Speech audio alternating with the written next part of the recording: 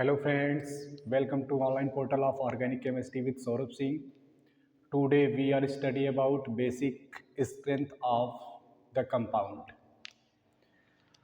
कल मैंने acidic strength of monocarboxylic acid के बारे में बताया था और उस पर कुछ क्वेश्चन भी कराया था।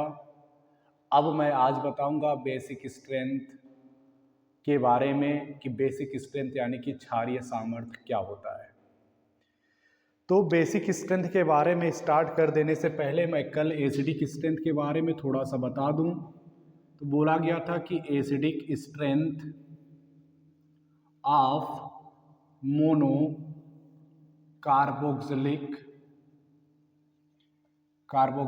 एसिड इज डायरेक्टली प्रोपोर्शनल, यानी कि अनुक्रमानुपाती होता है -I प्रभाव के और व्युत्क्रमानुपाती होता है +I प्रभाव के।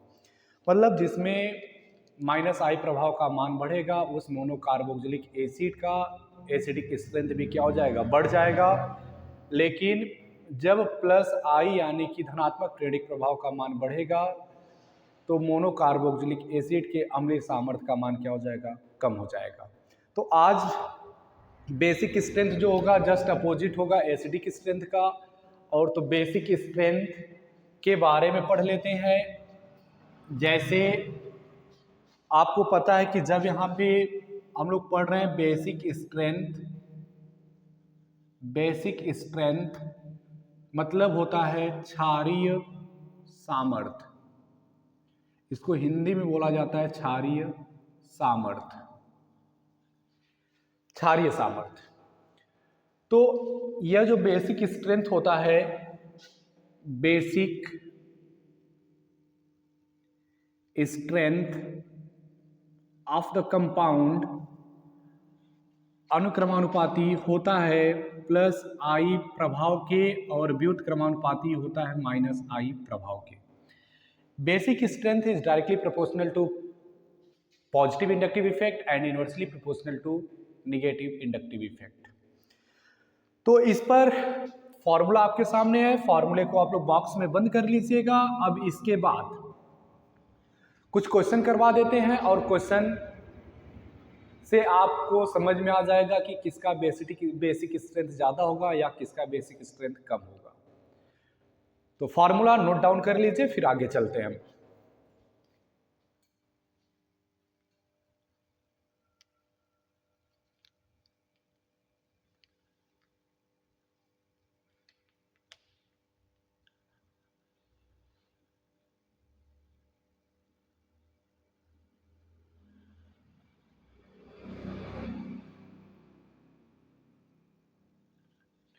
अब इसके बाद क्वेश्चन कर लेते हैं, दो क्वेश्चन कम से कम कर ले। जैसे एक क्वेश्चन दे दिया जाए CH3NH2, क्वेश्चन करके लिख लिया जाए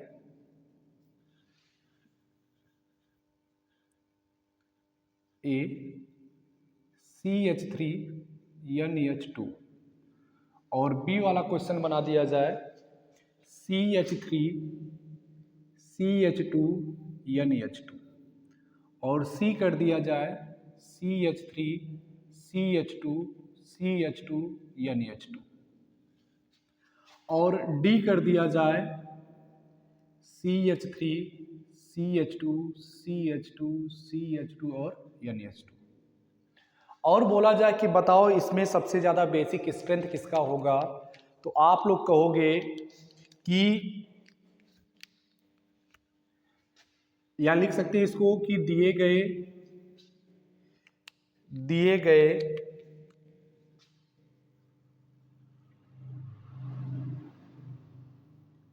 यौगिक के क्षारीय सामर्थ्य का सही क्रम क्या होगा। तो सही क्रम के लिए मैं ऑप्शन बना देता हूं A, B, C and D। दूसरा कर देता हूं A, B, C and D। तीसरा कर देते हैं A B C and D. Last कर देते हैं नन ऑफ दीज, इनमें से कोई नहीं। तो देखो सबसे पहले जब इस टाइप का आपको क्वेश्चन आएगा तो आप क्या बोलोगे, फॉर्मूला आपके सामने है कि बेसिक स्ट्रेंथ अनुक्रमानुपाती होता है प्लस आई प्रभाव के और व्युत्क्रमानुपाती होता है माइनस आई प्रभाव के। मतलब जिसमें माइनस आई प्रभाव का मान ज्यादा होगा उस कंपाउंड का बेसिक स्ट्रेंथ क्या होगा, कम होगा। लेकिन जिसमें धनात्मक प्रेरणिक प्रभाव यानी कि प्लस आई प्रभाव की वैल्यू ज्यादा होगी उसका बेसिक स्ट्रेंथ भी क्या हो जाएगा, ज्यादा हो जाएगा। तो देखो यह जो आपका होगा इसके यह जो CH3 होगा यह भी प्लस आई इफेक्ट शो करेगा, यह भी प्लस आई इफेक्ट शो करता है। यह जो कंपाउंड रहेगा यह भी प्लस आई इफेक्ट शो करेगा और यह वाला जो रहेगा यह भी क्या शो करेगा, प्लस आई इफेक्ट शो करेगा। लेकिन आपको बताया गया होगा कि यह जो कंपाउंड होते हैं मतलब जिसमें कार्बन की संख्या ज्यादा होती है वह सबसे ज्यादा प्लस आई इफेक्ट शो करता है।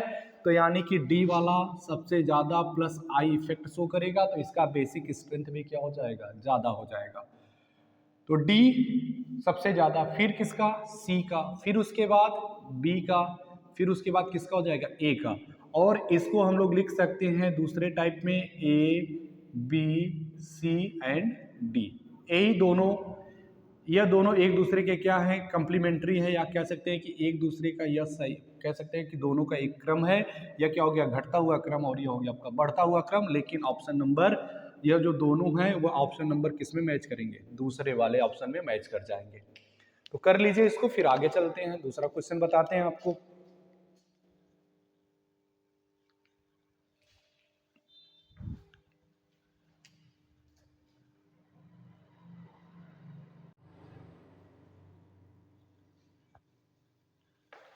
अब इसके बाद मैं अगला क्वेश्चन आपको बताता हूं, बेसिक स्ट्रेंथ पर ही देंगे दूसरा वाला क्वेश्चन, और उसको आप लोग बताइएगा कि इसका बेसिक स्ट्रेंथ सबसे ज्यादा होगा और किसका बेसिक स्ट्रेंथ सबसे कम होगा। इसी में बना लेते हैं क्वेश्चन।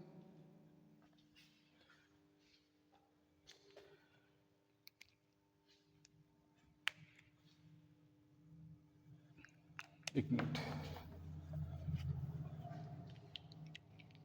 जैसे लिख दिया जाए, एक क्वेश्चन बना दें,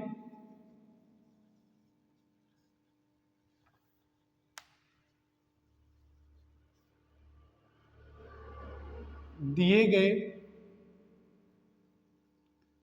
यौगिक में अम्लीय सामर्थ्य, अम्लीय सामर्थ्य के लिए बता दें, अम्लीय सामर्थ्य का सही क्रम क्या होगा, सही क्रम क्या होगा।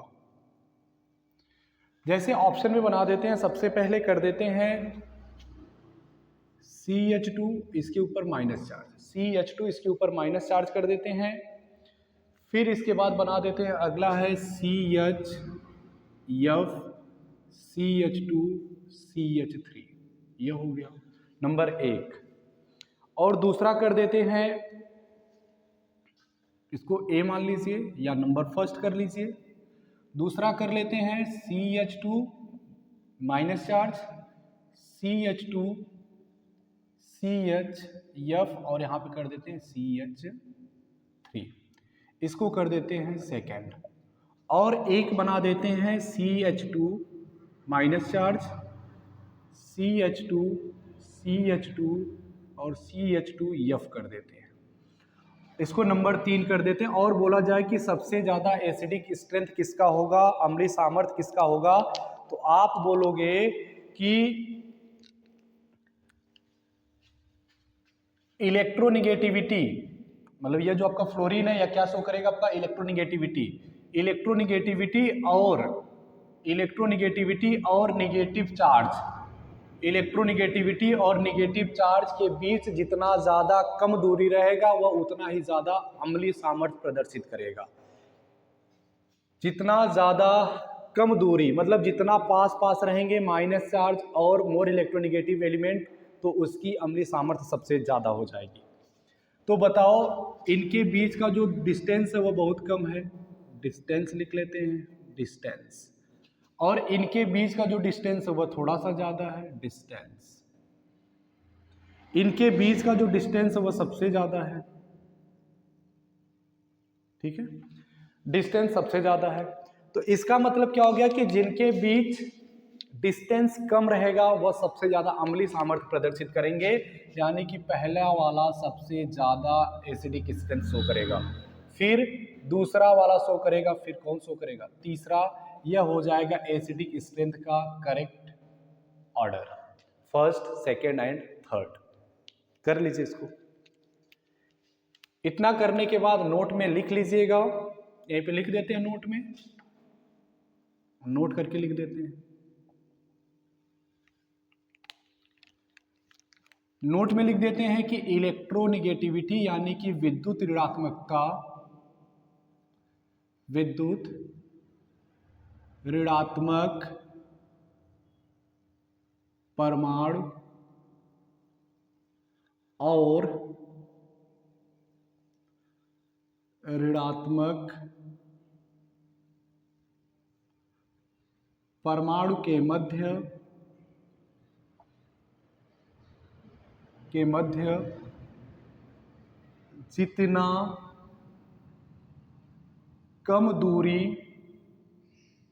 जितना कम दूरी होगा वह उतना ही अधिक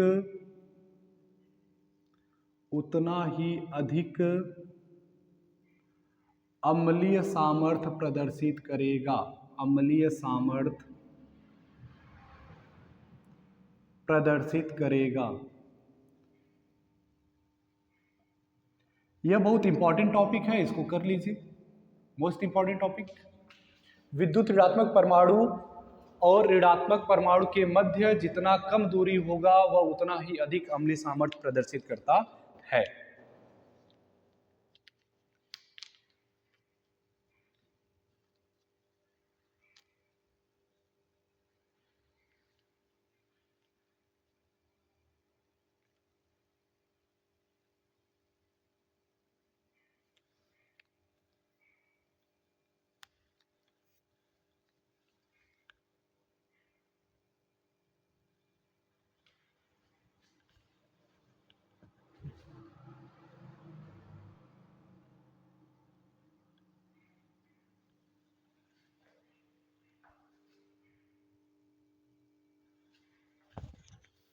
चलिए अब इसके बाद अगला बता देते हैं आपको, अगला क्वेश्चन कर देते हैं।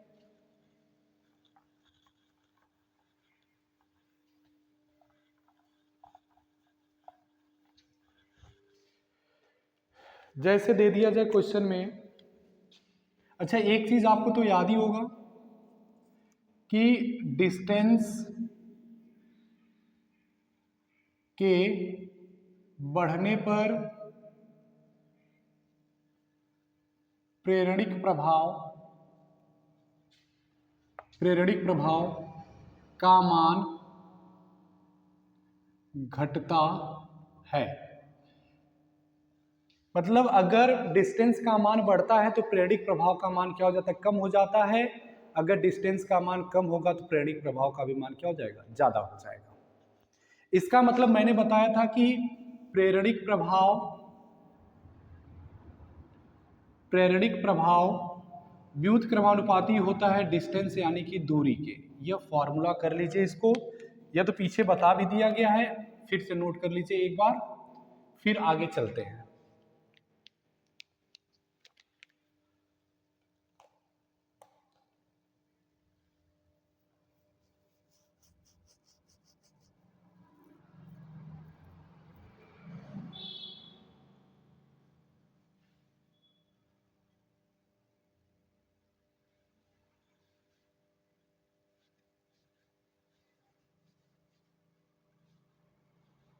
अब इसके बाद एक क्वेश्चन कर देते हैं,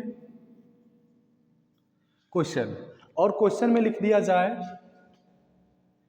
CH3 CH2 CH F और यहाँ पे लिख दिया जाए COOH, एक ये बना दिया जाए, इसको फर्स्ट कर दिया जाए, और एक कर दिया जाए CH3 CH, यहाँ पे F जोड़ दिया जाए, फिर लिख दिया जाए CH2COOH, इसको कर दिया जाए 2, और तीसरे वाले में लिख दिया जाए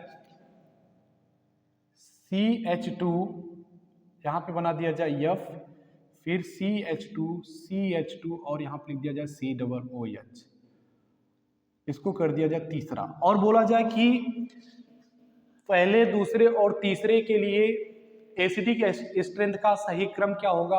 आप क्या बोलोगे कि अगर दूरी का मान बढ़ेगा, maximum distance minimum acidic nature, मतलब अगर डिस्टेंस का मान मैक्सिमम होगा तो एसिडिक नेचर का भी मान क्या हो जाएगा, कम हो जाएगा। तो ऐसे आप लोग कर लो, किसका एसिडिक स्ट्रेंथ ज़्यादा होगा, देखो इनके बीच का जो डिस्टेंस होगा वह कम होगा, इनके बीच का डिस्टेंस थोड़ा सा ज़्यादा, और इनके बीच का जो डिस्टेंस होगा वह सबसे ज़्यादा होगा। तो मैंने एक कॉन्सेप्ट बताया, maximum distance maximum distance minimum acidic strength,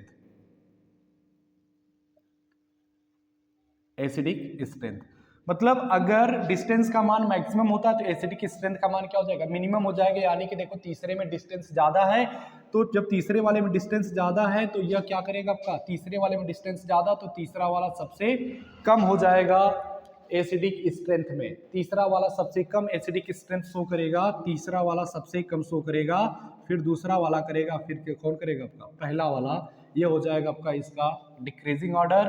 अगर इसका इंक्रीजिंग ऑर्डर लिखते हैं तो ये क्या हो जाएगा, फर्स्ट, ये हो जाएगा आपका डिक्रीजिंग ऑर्डर, और अगर हम लोग इसका इंक्रीजिंग ऑर्डर लिखेंगे तो ये हो जाएगा फर्स्ट हो जाएगा, सेकंड हो जाएगा, फिर उसके बाद क्या हो जाएगा, थर्ड हो जाएगा।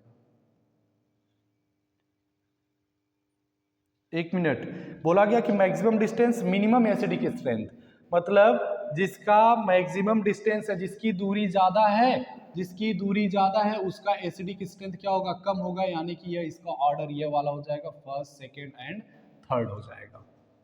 कर लीजिए इसको।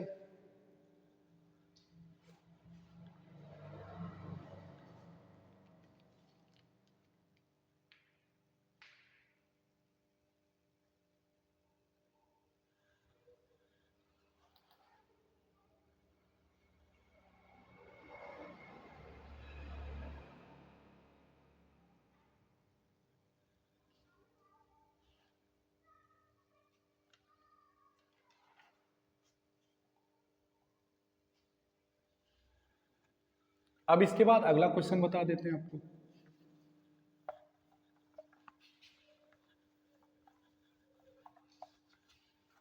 आज ये एप्लीकेशन ऑफ इंडक्टिव इफेक्ट खत्म हो जाएगा, फिर उसके बाद मैं स्टार्ट करूंगा रेजोनेंस के बारे में। रेजोनेंस के बारे में पढ़ेंगे, यानी कि अनुनाद के बारे में पढ़ेंगे, फिर उसके बाद हम लोग आगे की तरफ चलेंगे।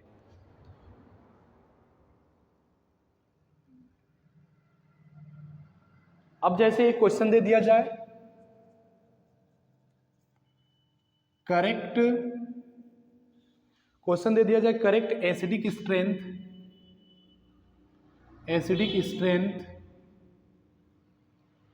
in the following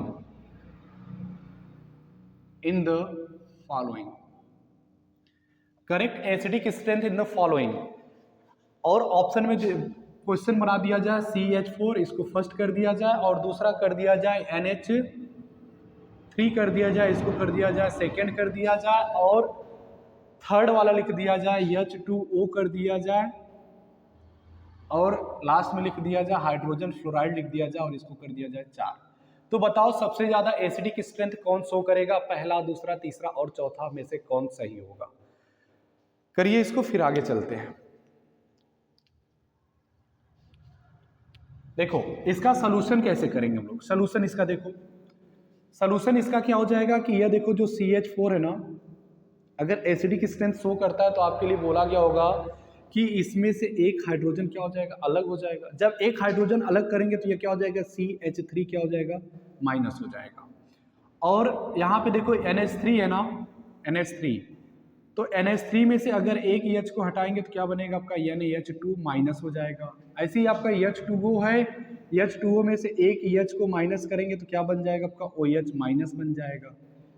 प्लस करो अलग, प्लस प्लस, तो अब यहाँ पे OH माइनस हो जाएगा। अब यहाँ पे हाइड्रोजन फ्लोराइड में से एक हाइड्रोजन को माइनस कर दें तो क्या बचेगा आपका F माइनस हो जाएगा।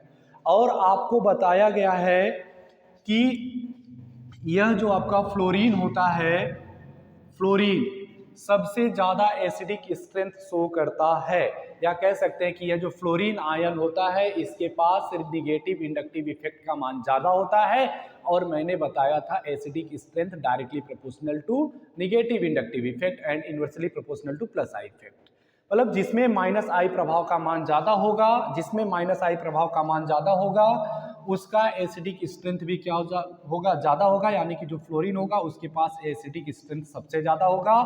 फिर इसके बाद हो जाएगा OH माइनस का हो जाएगा, फिर इसके बाद हो जाएगा NH2 माइनस का हो जाएगा, फिर इसके बाद हो जाएगा CH3 माइनस का हो जाएगा। यह इसके एसिडिक स्ट्रेंथ का सही ऑर्डर हो जाएगा। इसको कर लीजिए आप लोग, कर लीजिए इसको।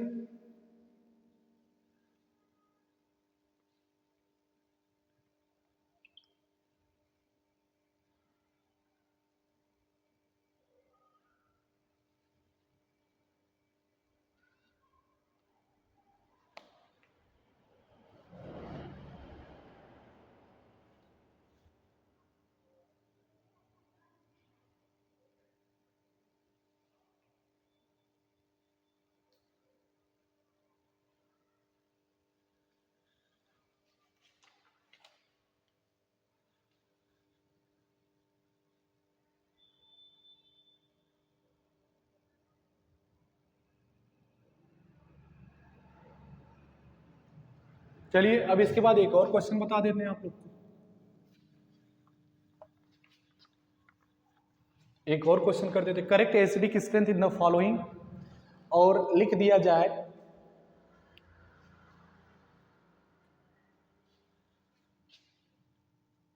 CH2 COOH, और अगला लिख दिया जाए CH2 COOH, न करके इसको लिख लेते हैं हम लोग COOH सिंगल बॉन्ड COOH, इसको फर्स्ट कर लेते हैं।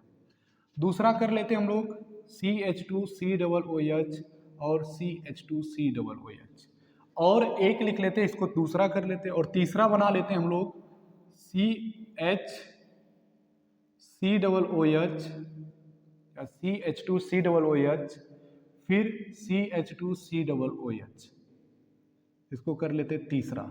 और बताओ सबसे ज्यादा एसिडिक स्ट्रेंथ किसका होगा, तो इसके लिए मैंने फॉर्मूला बताया होगा आपको कि एसिडिक स्ट्रेंथ